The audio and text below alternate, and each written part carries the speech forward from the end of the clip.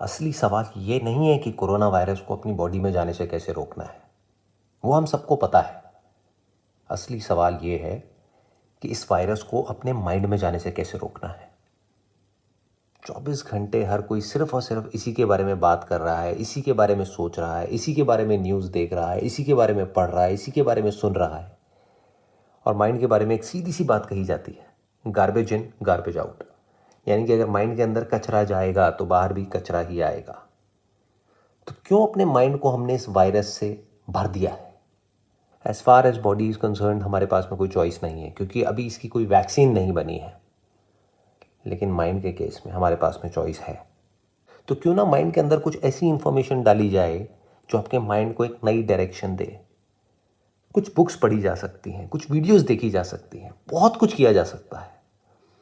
अब चॉइस पूरी तरह से आपके हाथ में है कि अब आप आने वाले 21 दिन तक क्या करोगे। क्या सिर्फ और सिर्फ इस वायरस के बारे में ही सोचते रहोगे? क्या उससे कुछ होने वाला है?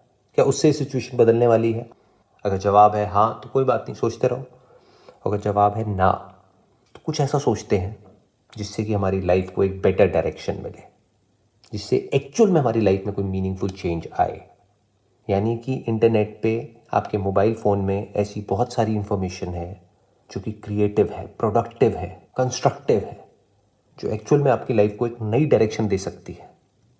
तो अब चॉइस आपके हाथ में है कि आप क्या करोगे।